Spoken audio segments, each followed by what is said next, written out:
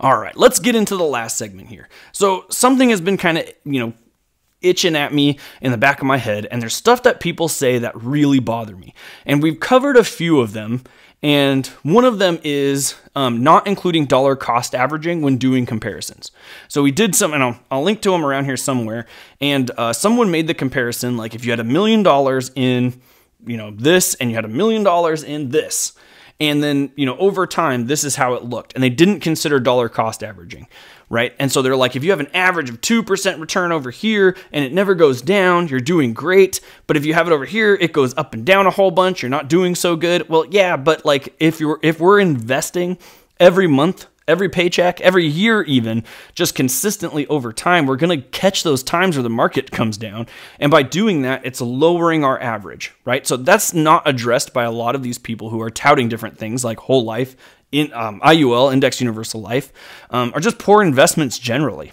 One of the other things that they do is they assume that we both start at the same spot, right? So if you have $1 million in whole life and you have $1 million in index, or if you have $1 million in your investments and you have $1 million in Index Universal Life, this is how it goes. The problem with that is that with pretty much any investment outside of life insurance, you will have significantly more. So I decided to kind of draw these things out because I saw a video recently where the guy said this. It's a simple formula called the Rule of 72. So this formula will tell you how long it will take for something to double based on the rate in which it is growing. In the investing world, they use this to figure out how long it'll take for your money to double, right? Let me give you the formula real quick. Just take the number 72 and divide it by the rate in which your money is growing. That will tell you how long it's going to take for your money to double. For example, if I have $100,000 and I'm earning 6% on that money, I take 72, I divide it by 6, and that equals 12. That means $100,000 will grow to $200,000 in 12 years if I earned 6% every year. Now, of course, those numbers work in a vacuum. It assumes no negative years. Like, it assumes no negative years. So this guy is online, and we've responded to him before, and I ask him questions that he just doesn't respond to. Like he can't answer these questions. And I've even reviewed some of his videos, and he says things, and he touts himself as being like a financial person. Like, we joke, like I have the joke running on my channel about my name or my title. I'm a financial whatever, because these guys give themselves their own titles. So he claims to be like someone you should listen to for financial information, and he sells whole life to people, and then he says something like this that makes zero sense at all, right? And we talked about a few weeks ago, and I'll link to it again, like I got all these links here for you, about how they make the mistake of misunderstanding how averages work when it comes to returns. And we did the math for you, and people will say things like, oh, well, if you lose 50%, like if you have 100 grand, you lose 50%, you only have 50 grand. And if you gain 50% back, that's only $75,000 because now you've lost it. As if they don't understand how actual investing averages work. You don't do the math that way.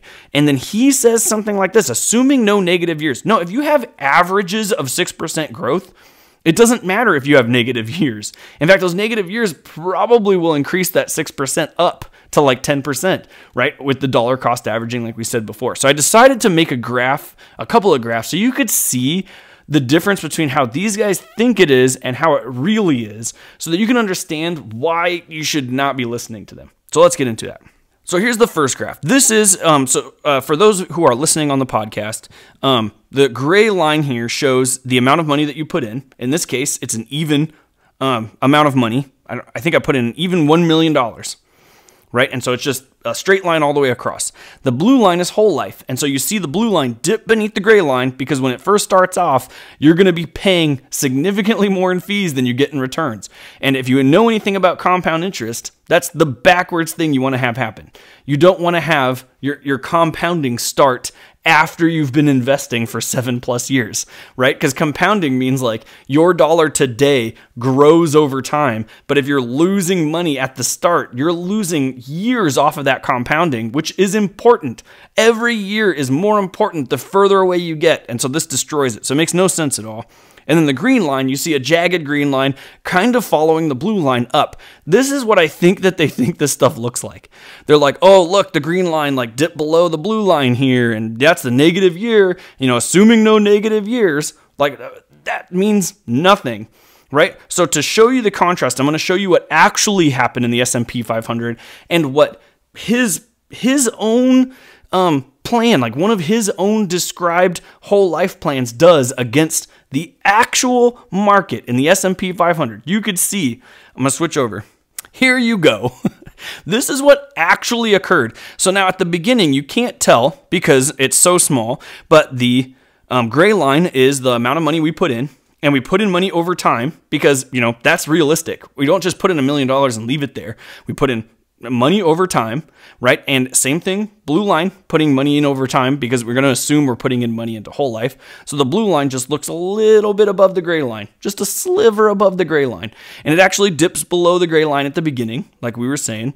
And our green line kind of goes up above this blue line and then kind of continues to grow. And in fact, after 30 years, we're so far above that gray and blue line that it's not even funny. And we're in a dip right now. You can even see the dip on this graph at the end. And so like, instead of having, you know, with his plan, instead of having less than $1 million and being like, yay, I have less than $1 million, you would have over $3 million if you just invested your money in the S&P 500.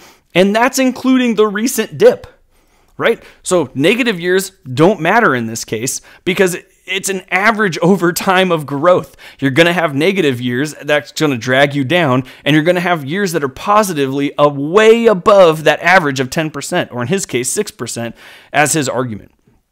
Right? So I feel like there's just something in their brains that hasn't really understood how this compounding process works with dollar cost averaging, because they say things like this that are just so confusing, and then people buy into it because they're expecting this person to be an expert. They're like, this person is saying this thing, and so maybe like I should listen to them, and then you go purchase a product from them. And I don't think that he's really being dishonest. I think he actually believes what he's saying. He just doesn't understand it. And then as a result, people are being damaged pretty significantly because of this, right? So like I gave this argument maybe last week or 2 weeks ago, but like the entire financial industry does not recommend you use life insurance as an investment vehicle because it doesn't make sense. And their argument here is like, oh, the financial industry doesn't want you to know about this. This isn't something that you should be interested in, or like you should even look at. And you're going to sit there and tell me that a financial advisor who believes that this actually works wouldn't be turning around and selling this to people so that they could make profit? Of course they would. Or alternatively, maybe it's possible that we've all looked at this stuff and been like, this doesn't make any sense. When you look at real numbers and compound interest over time, this is just killing people's gains over the long run, just destroying it. You're paying huge fees, and they'll be like, oh, like these insurance companies are so much more stable than banks, right? Well, of course they are. They have all the money. So because they're taking it from you and they're not giving very much of it back. All right, so I'll get off my high horse for the rest of today. I appreciate you guys listening. If you have any questions, toss them down below. I know we covered a lot, but I love being able to share and talk about this stuff with you guys. If you hit us up on wealthiidiots.com, we post articles regularly. Got great information and calculators there for you to check out. And before you take off, make sure to hit that like button real fast. I greatly appreciate it. Thank you so much for stopping by. I'll see you guys next time.